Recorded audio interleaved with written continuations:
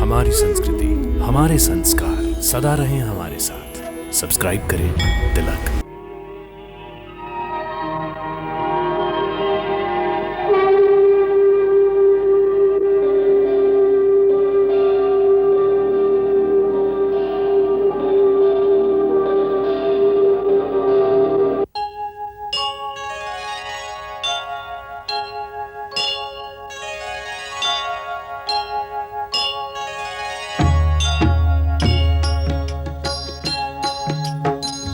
सीताराम चरित अति पावन, मधुर सरस अरु अति मन भावन।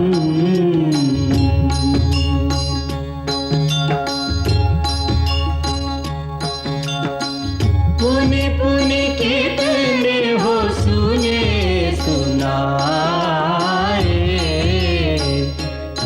की प्यास बुझत न बुझाए।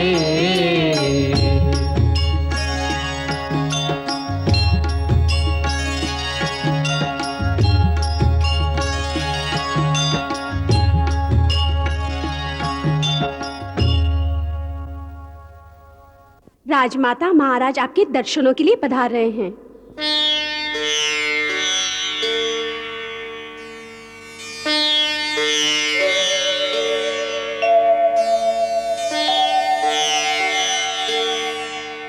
माँ, देखिए तो कौन आया है।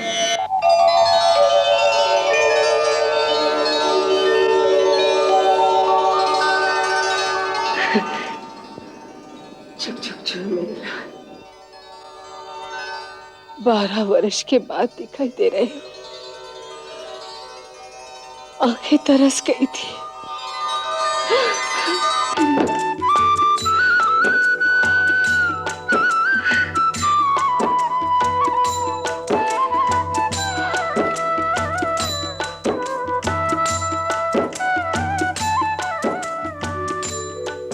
आयुष्मान भव, सौभाग्यवती भव।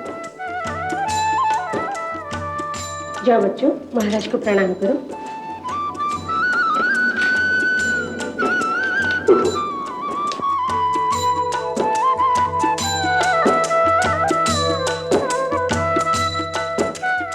राम, आओ आसन ग्रहण करो।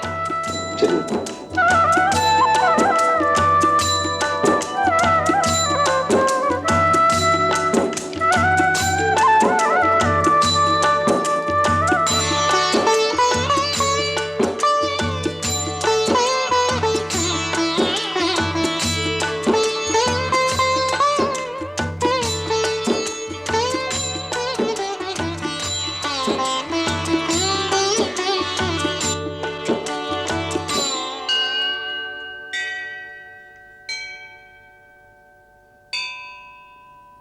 आज कितने समय के पश्चात हम सब एक साथ मां के पास बैठे हैं। हाँ, आज 12 वर्षों के पश्चात मां अपने चारों पुत्रों के साथ बैठी हैं। आज प्रसन्नता से आपका मन कितना प्रफुल्लित होगा।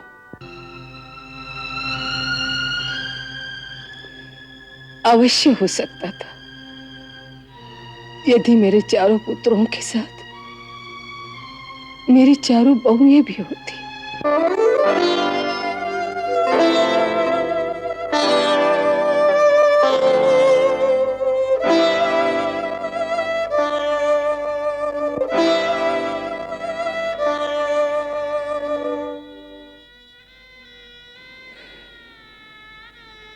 जिस राजमहल में मेरी सीता नहीं, उस राजमहल का सुख सुख नहीं लगता। उसके बिना ये अयोध्या अयोध्या नहीं लगती।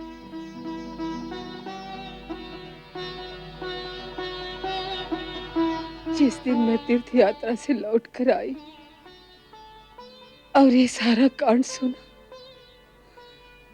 उस दिन से आज तक इस भवन से निकलने का मन ही नहीं होता।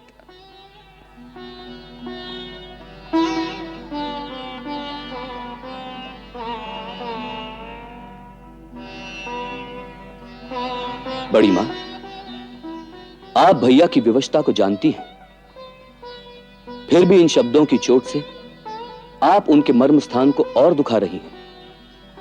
यह उचित नहीं है। मैं किसी पर चोट नहीं करती पुत्र, केवल अपनी चोट दिखा रही हूं। मुझे और किसी से शिकायत नहीं। शिकायत है तो केवल अपने विष्णु भगवान से। मैं तो यहां नहीं थी, परंतु वो तो थे।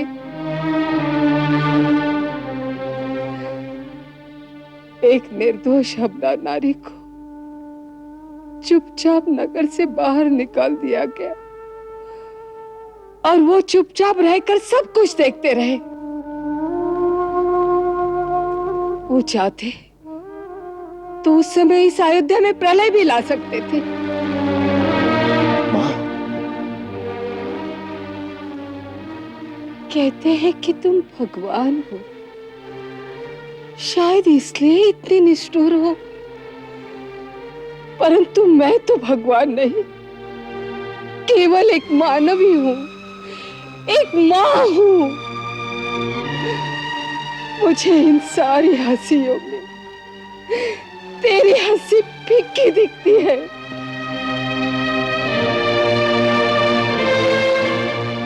इस राजमहल में सब हंसने की चेष्टा करते हैं, परंतु सबके हंसी के पीछे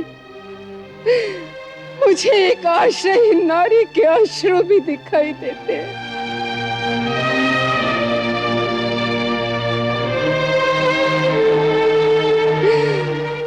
इस बहू के बीच उसका स्थान खाली दिखाई देता है।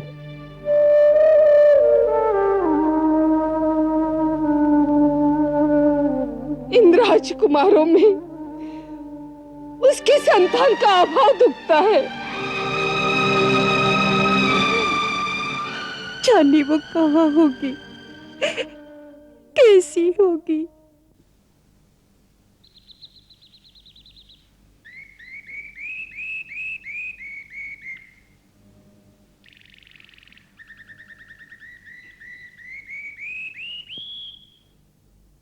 अब मैं तुम्हें वो दिव्य अस्त्र प्रदान करूंगा जो इस समय संसार में और किसी के पास नहीं है। ये सभी अस्त्र इच्छानुसार रूप धारण करने वाले, शक्तिमान और परम उदार हैं। मंत्र द्वारा आवाहन करने पर वो बाण के फलक पर स्थित होकर शत्रु पर आक्रमण करते हैं।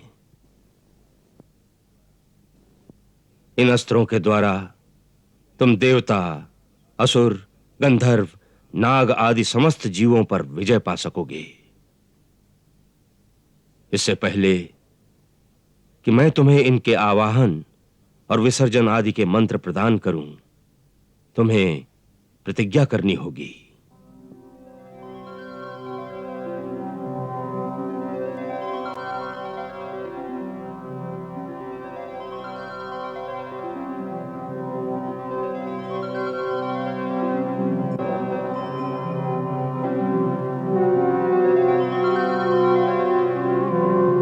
इन अस्त्रों का प्रयोग तुम अहंकारवश केवल अपने बल प्रदर्शन के लिए नहीं करोगे।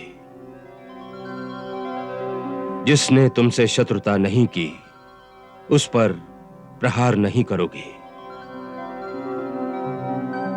यदि किसी आतताई को किसी निस्सहाय और निर्दोष पर अत्याचार करते देखोगे तो वहां से भागोगे नहीं, बल्कि अपने प्राणों की चिंता किए बिना उस आतताई का अंत अवश्य कर दोगे। जो वीर अपनी आंखों के सामने अन्याय होता देखकर अथवा आतताई से डर के मुंह मोड़ लेता है, उसके अस्त्र तेजहीन और निष्प्राण हो जाते हैं।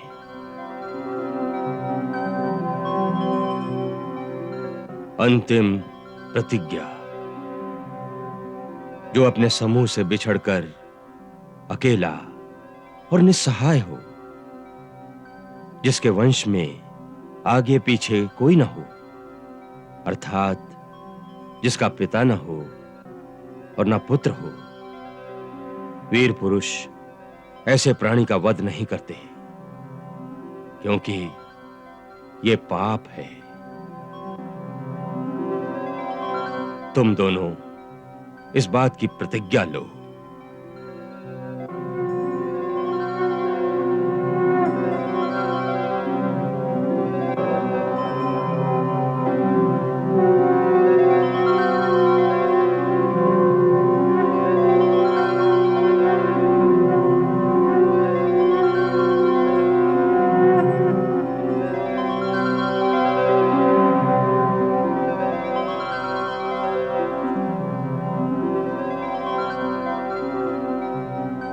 समस्त देव अपनी अपनी दिव्य शक्तियां, मंत्र और ज्ञान सहित मुझे मेरे शिष्यों लव और कुश के लिए प्रदान करें। ये समस्त शक्तियां इनके अधीन रहेंगी और आवश्यकता पड़ने पर इनके मानसिक संकल्प के अनुसार प्रकट होकर इनकी सहायता करेंगी।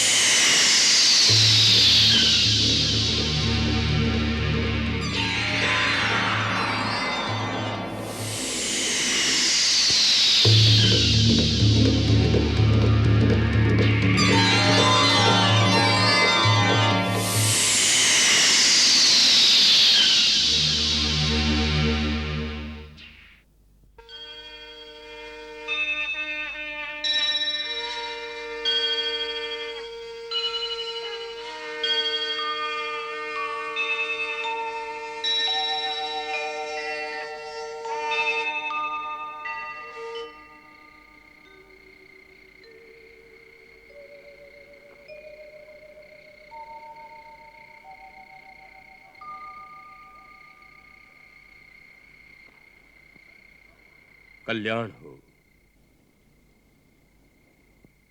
पुत्री, मेरे पास जो कुछ था वो आज मैंने तुम्हारे पुत्रों को दे दिया है। सारी शक्तियां, सारे अस्त्र, सारी विद्याएं, क्योंकि अब वो समय बहुत निकट आ गया है जब उन्हें अपनी माता के साथ किए गए अन्याय का उत्तर अयोध्या वालों से मांगना होगा। अयोध्या वालों से? हाँ, अब सारी शंकाओं के मिटने की घड़ी आ रही है। उसी के लिए मैंने इन्हें शस्त्रकला और संगीत दोनों में प्रवीण कर दिया है। इन्हें दोनों का प्रयोग करना पड़ेगा। इधर जिस महाव्रत का अनुष्ठान मैं तुमसे करवा रहा हूं, वो भी वृथा नहीं जाएगा। अति शीघ्र तुम्हें पति के दर्शन होंगे तथा पिता को पुत्रों की और पुत्रों को पिता की प्राप्ति होगी। इस व्रत की पूजा वहां होगी जहां दो नदियों का मिलन होता है। सो मुझे उन दो नदियों के संगम पर ही तुम्हारी व्रत पूजा करानी होगी। इसलिए यात्रा की तैयारी करो। जो आज्ञा गुरुदेव।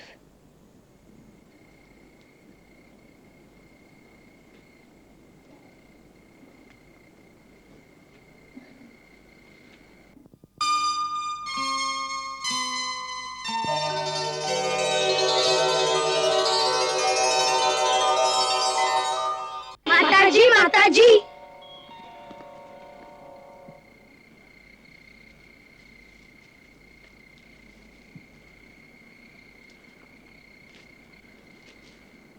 प्रणाम माताजी।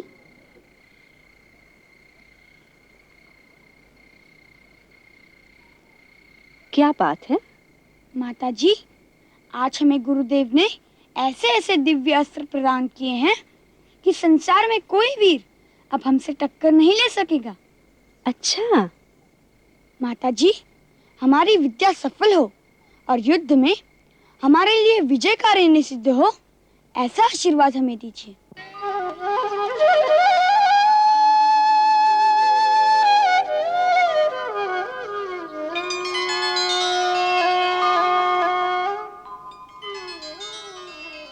भगवान तुम्हें सर्वदा शक्ति और सफलता दे, जिससे तुम अपने कुल की कीर्ति बढ़ाओ और तुम्हारे पूर्वज तुम पर गर्व कर सके। उठो पुत्र, भगवान को प्रणाम करो।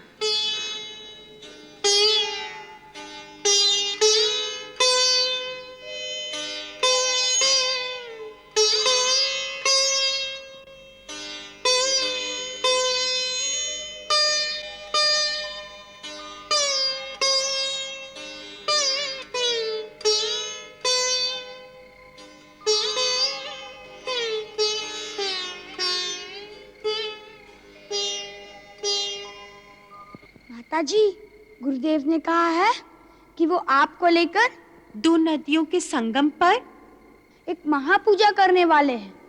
उसके लिए उन्होंने हमें बहुत से कमल के पुष्प लाने को कहा है। हाँ, मैंने एक दीर्घ तपस्या व्रत का अनुष्ठान धारण किया है। उसके लिए गुरुदेव ने कहा है कई सहस्त्र पुष्प चाहिए। आप चिंता न करें माताजी, दूर दूर तक जहाँ जहाँ भी सरोवरों में कमल के फूल होंगे, मैं वह सब इकट्ठा करके लाता रहूंगा। आप अपनी पूजा आरंभ करें। ये व्रत आप किसी विशेष उद्देश्य की सिद्धि के लिए कर रही हैं? हाँ, गुरुदेव ने कहा है इस संयोगकरण नामक व्रत का अनुष्ठान सफलता से संपूर्ण हो जाने पर शीघ्र ही तुम्हारे पिता के दर्शन होंगे।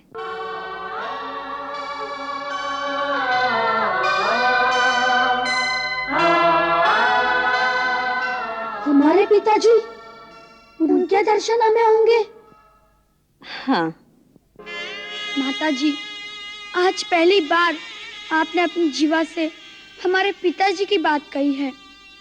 ये बात हम आपसे कई बार पूछना चाहते थे, परंतु नहीं पूछी। मैं तो कई बार अड़ गया था कि आपसे यह प्रश्न अवश्य पूछूंगा, परंतु कुछ भैया यह कहकर रोक देते, जब माताजी स्वयं वह बात करने में संकोच करती है तो अवश्य वह बात दुखदायी होगी। दूसरे बालक जब हमसे हमारे पिताजी के बारे में पूछते थे कि वो कौन है, कहाँ है, तो हम उन्हें कुछ उत्तर नहीं दे पाते थे। फिर भी आपसे इसलिए नहीं पूछा कि यदि कोई दुखदायी बात हो तो आपका दिल दुखेगा।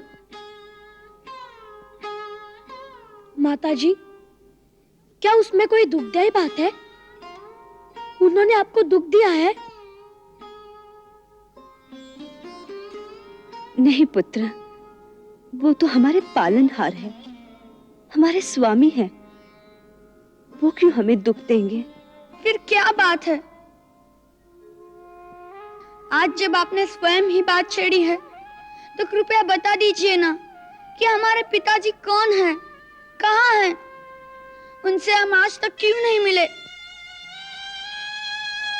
उनसे मिलने के लिए आपको इतनी बड़ी पूजा करनी पड़ेगी, अर्थात वो कोई देवता है?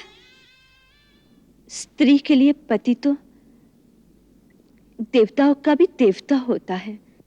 देवताओं का भी देवता अर्थात भगवान? हाँ, परंतु माताजी, मैं जानती हूँ तुम दोनों के मन में बहुत सारे प्रश्न उठ रहे होंगे। उन समस्त प्रश्नों का समाधान केवल गुरुदेव ही करेंगे। वो कहते हैं बहुत शीघ्र ही इन सारे बातों का उत्तर तुम्हें मिल जाएगा। अभी तो मुझे इतने सहस्त्र कमल पुष्पों को इकट्ठा करने की ही चिंता है। उसकी चिंता आप न करें, उसका उत्तरदायित्व मैं लेता हूँ। मेरी पूजा में किसी भी दिन विघ्न नहीं आना चाहिए। माताजी, प्रतिदिन सूरज निकले अथवा न निकले, परंतु आपको अपने कमल के पुष्प प्रतिदिन निश्चय ही मिलते रहेंगे। यह आपके पुत्र कुश का वचन है।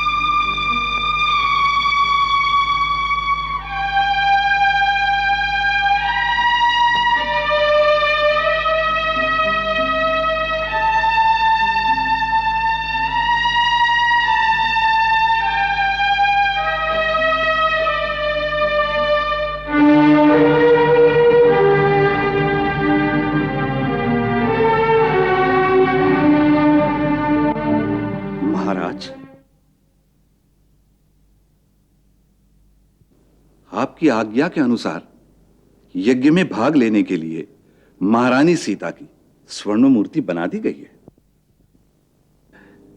शिल्पकार की प्रार्थना है, यदि उचित समझे तो महाराज अपने श्रीमुख से इसकी कला के विषय में अपने विचार प्रकट करें, जिससे इसका उत्साह बढ़े।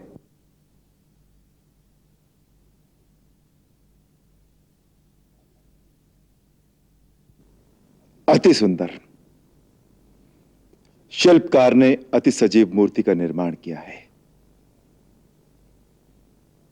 इन्हें हमारी ओर से उचित पुरस्कार प्रदान किया जाए।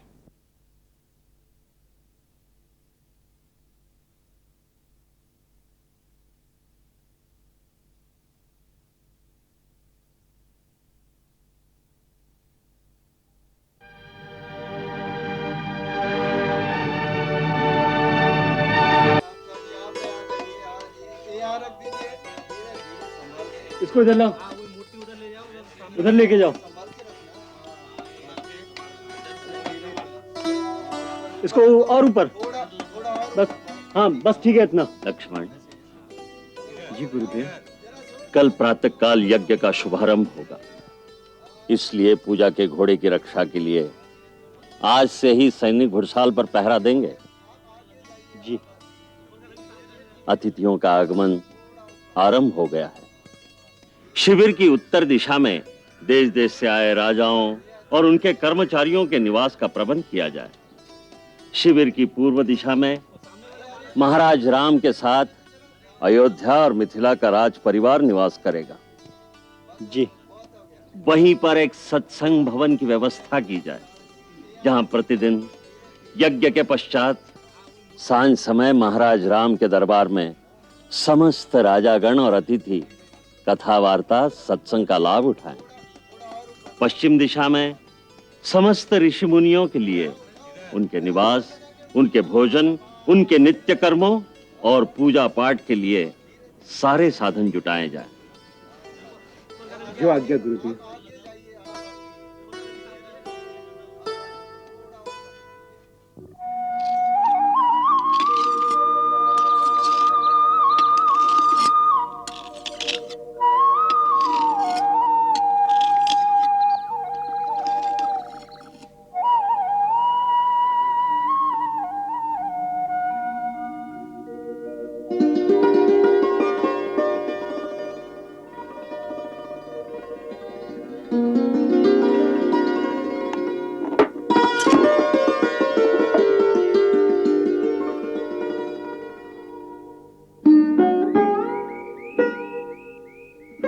माताजी,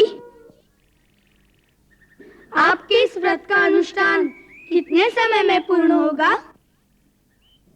तपस्या काल की सीमाओं में बांधकर नहीं की जाती। भक्त कैसे जान सकता है भगवान कितनी जल्दी अथवा कितनी देर में उसे प्रसन्न होकर उसे दर्शन देंगे। भक्त का कर्म है तपस्या किए जाना और भगवान का काम है अपनी भक्त की लाज रखना।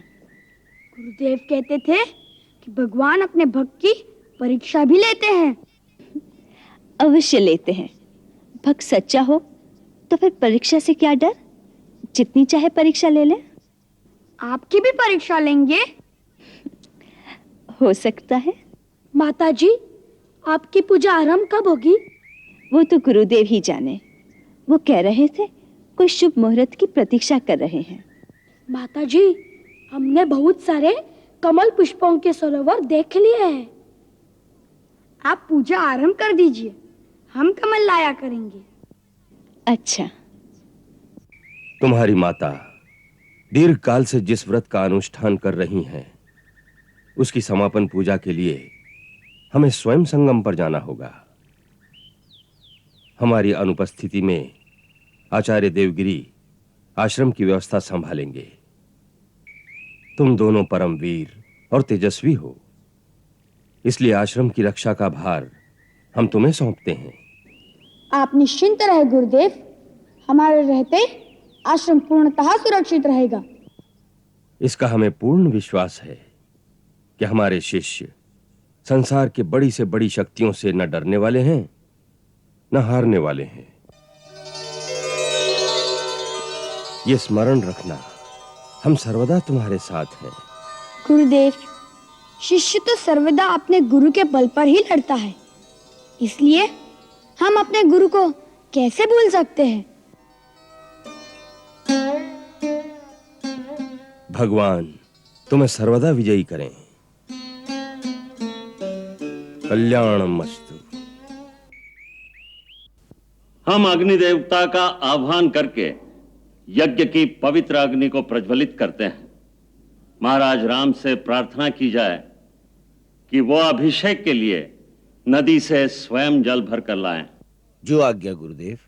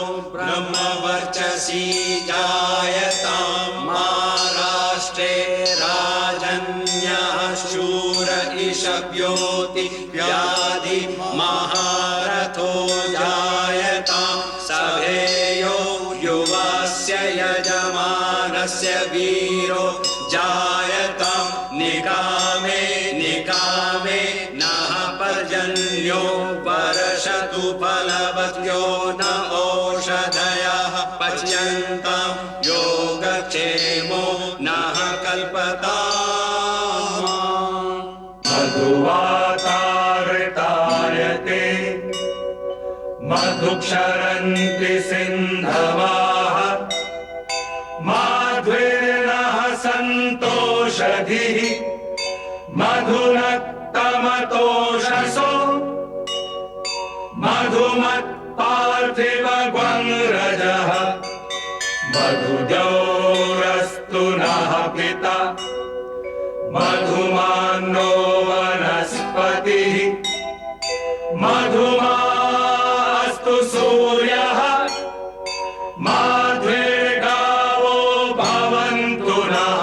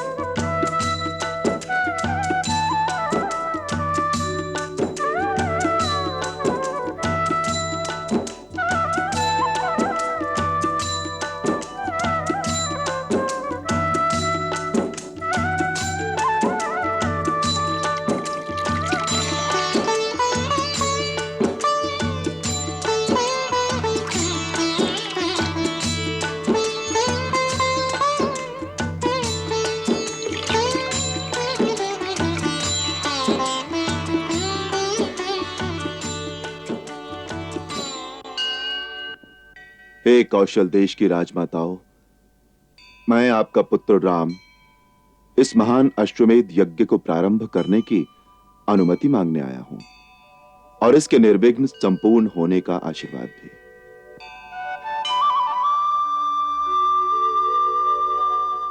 तुम्हारा ये महान संकल्प सफल हो, इससे रघुकुल की कीर्ति और यश चारों दिशाओं में सुगंध की भांति फैले।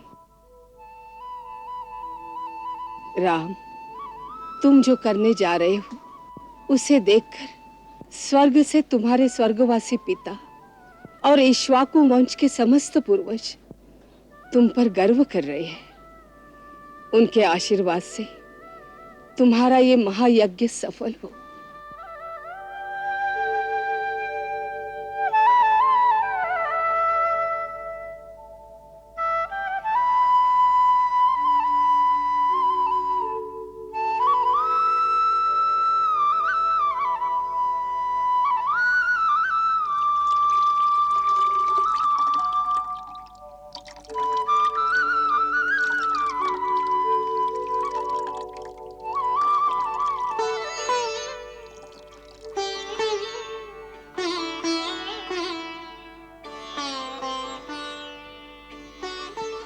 हे धर्मपिता, मैं महाराज दशरथ का पुत्र राम अश्वमेध यज्ञ को प्रारंभ करने की आज्ञा मांगता हूं।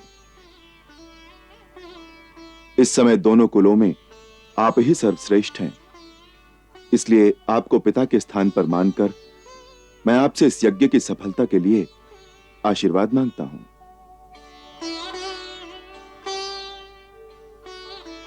हमारे महान पूर्वज महाराज मिथि ने जो विदेह जनकों की परंपरा स्थापित की थी, उसी परंपरा में स्थित महाराज हर्षवलोमा का पुत्र मैं सिरध्वज नाम का विदेह जनक तुम्हारे इस महान यज्ञ के लिए तुम्हें अपनी आत्मा से आशीर्वाद देता हूं कि समस्त देवता तुम्हारे इस धर्म कार्य में तुम्हारी सहायता करें।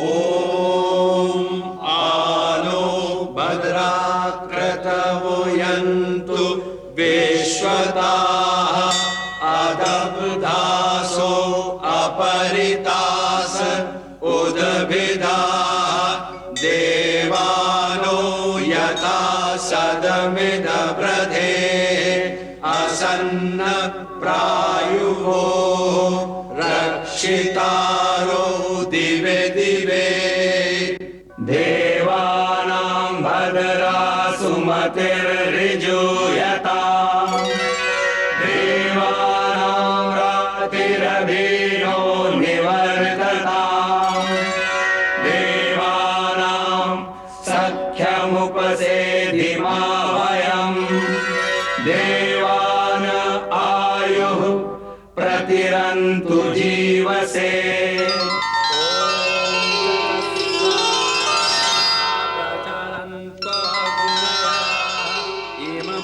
सोने की सिय को सबने सूने नैनों से देखा, आनंदोत्सव में भी मन पर खिंच गई दुख की रेखा, खिंच गई दुख की रेखा। वैदेही की कमी आज सबके मन को खलती है, यज्ञ हो रहा वेदी पर हृदयों में अग्नि जलती है, हृदयों में अग्नि जलती है। स्वाहा ॐ भूः स्वाहा ॐ भुवः स्वाहा ॐ सुवः स्वाहा ॐ भूर्भुवः स्वः स्वाहा।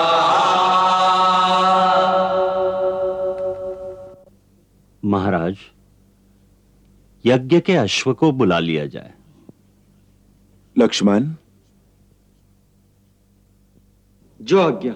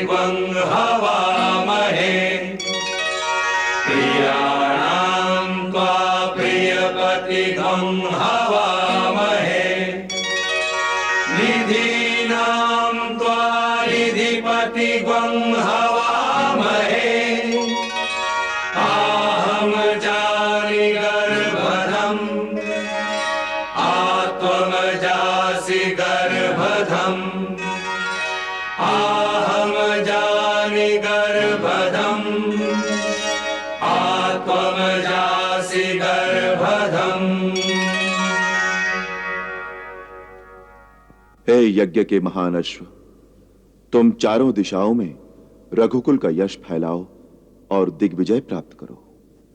शत्रुघ्न,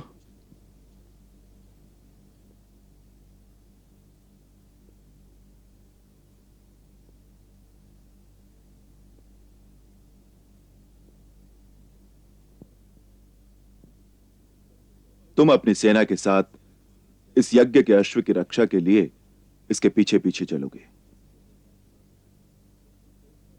यह पुण्यात्मा अश्व स्वेच्छा से जिधर भी जाना चाहे इसे जाने देना। मार्ग में इसके मस्तक पर लिखी चुनौती को पढ़कर यदि कोई इसे रोके या पकड़े तो तुम्हें उससे युद्ध करके इस अश्व को स्वतंत्र कराना होगा। देखो, रघुकुल में हारने की रीत नहीं है, इसलिए मेरे सामने विजयी होकर ही आना। तुम्हारे लौटने तक यह यज्ञ पूजा नित्य प्रति चलेगी और इस दिग्विजय अश्व के लौटने के पश्चात ही इस यज्ञ की पूर्णाहुति होगी। सूर्य वंश की कीर्ति पताका अब तुम्हारे हाथ में है, यह झुकने न पाए।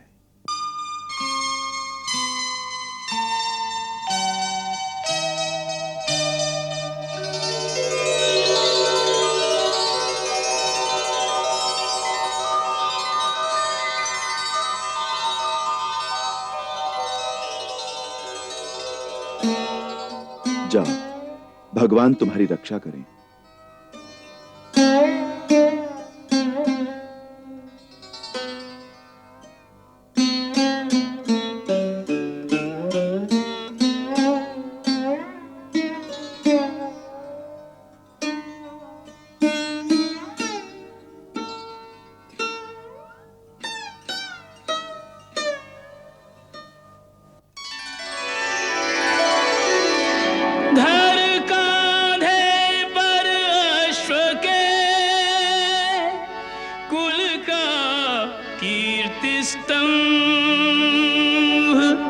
अश्वमेध का राम ने किया यज्ञ प्रारंभ।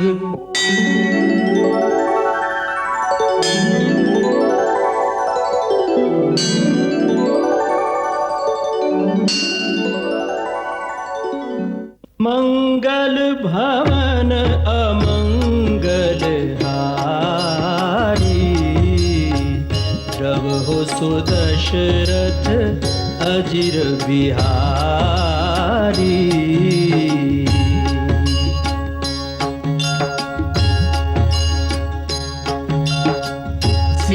सीताराम चरित अति पावन, मधुर सरस अरु अति मन भावन।